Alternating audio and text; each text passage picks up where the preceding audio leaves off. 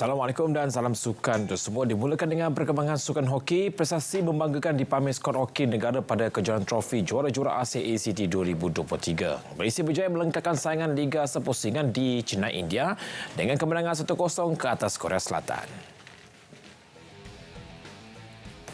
Dalam aksi yang berlangsung di Stadium Mayor Radhakrishnan itu, jaringan padang yang dihasilkan oleh Muhammad Azrael Aizat Abu Kamal pada minit ke-22 menjadi pemisah kedua-dua pasukan sekaligus menghadiahkan 3 mata berharga buat Malaysia. Kemenangan itu meletakkan skuad negara berada di tangga kedua dengan 12 mata biarpun telah mengesahkan slot kepusingan separuh akhir ACT lebih awal pada Isnin lepas.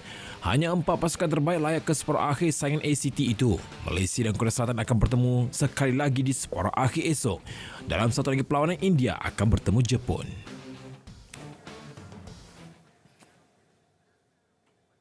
Sementara itu, Ketua Jurulatih Kebangsaan A. Sevaraj memuji persembahan anak buahnya yang berjaya menguasai perlawanan.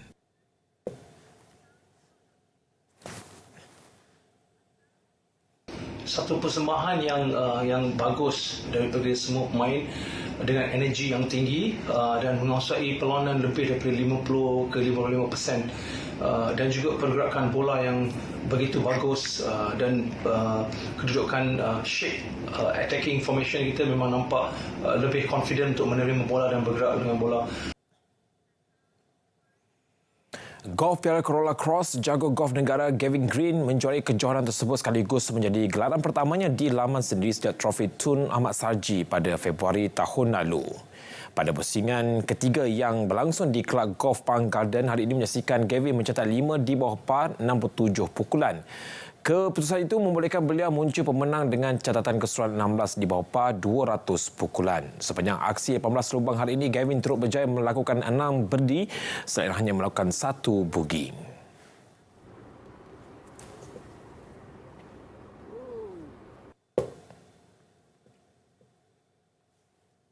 It's a bit of a revenge for myself. So, obviously, Paul, Irvin, they all played well. There's a few good players that were coming up, and I think for me it was more for myself and trying to push myself to be better, to be stronger, to try to keep my nose in front of everybody else. So. Selaku pemenang, Gavin membawa pulang hadiah utama RM31,500. Balik ke saingan Liga Super, JDT terus menunjukkan penguasaan apabila membenam Sabah FC 5-1 di Stadium Likas semalam. Dalam aksi tersebut, Sabah terlebih dahulu membuka jaringan pada awal minit ke-12 apabila rempatan kencang Jeffrey Chew menewaskan penjaga gol pelawat Ahmad Shihan Hazmi. 5 minit kemudian, skor Rahmat Selatan mengikat kedudukan apabila sepakan penjuru yang diambil oleh Arif Ahmad berjaya disempurnakan oleh Juan Mies. Bersen Siva kemudian meletakkan JDT di depan hasil sepakan penalti pada minit ke-25.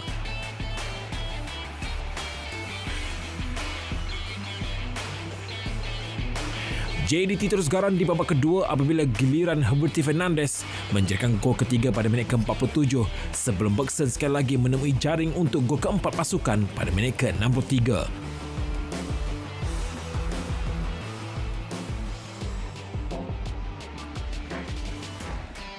Pemain kelahiran Brazil itu melengkapkan hat-trick pada minit ke-73 untuk menutup perlawanan dengan kemenangan 5-1.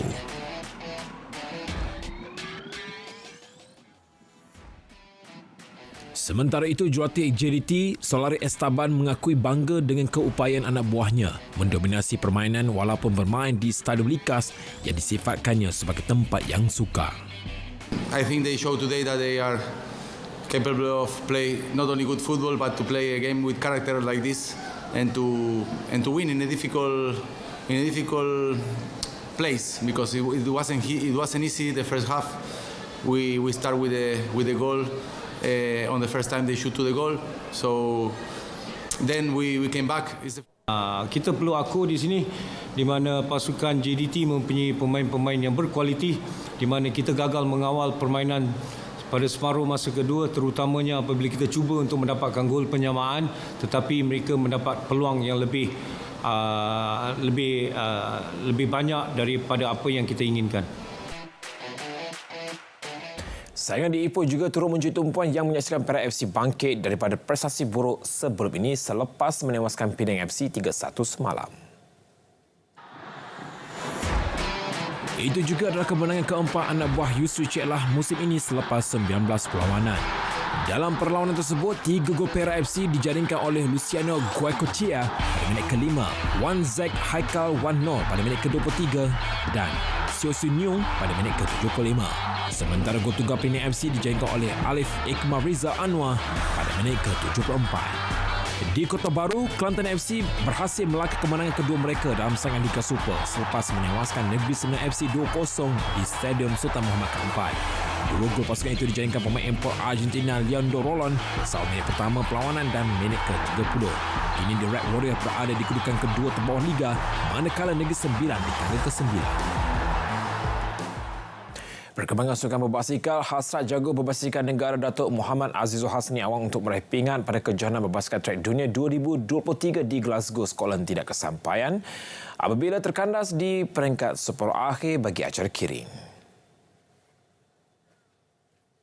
Laluan pelumba berusia 35 tahun itu tersekat selepas menamatkan saingan pertama pusingan separuh akhir di kedudukan keempat. Hanya 3 pelumba terpantas setiap saringan akan mara ke aksi final. Datuk Azizul Hasni Awang, juara kiring dunia pada 2017 di Hong Kong, menduduki ranking ke-9 keseluruhan dalam acara kegemarannya itu.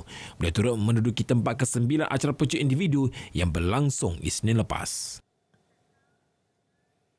Sukan Commonwealth Remaja 2023 di Trinidad and Tobago, perenang negara Goh Lee Hin berjaya meraih pingat emas pertama Malaysia pada tamasya itu selepas mengungguli acara 200 meter kuat kupu-kupu lelaki.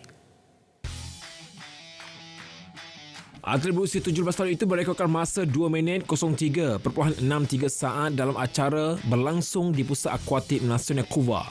Pingat perak dimenangi wakil England Ruben Robertson Keating, manakala gangsa dimenangi oleh Jordan Dylan Eaton dari Afrika Selatan. Bertujuan negara turut meraih pingat perak menerusi pelumba berbasikal trek Nur Alisha Mohd Farid dalam acara pecut wanita. Alisha yang juga berusia 17 tahun tewas kepada Sarah Johnson dari Scotland dalam perlumbaan di velodrome berbasikal kebangsaan. Setakat ini Malaysia telah memperoleh 1 pingat emas, 1 perak dan 1 gangsa di tamasya berkenaan. Sekian Stadium RTM Match Click dan berita perdana. Saya Nazif Amir Syukri, Malaysia Madani, TK Perpaduan Penuhi Harapan. Assalamualaikum dan salam sukan tersebut.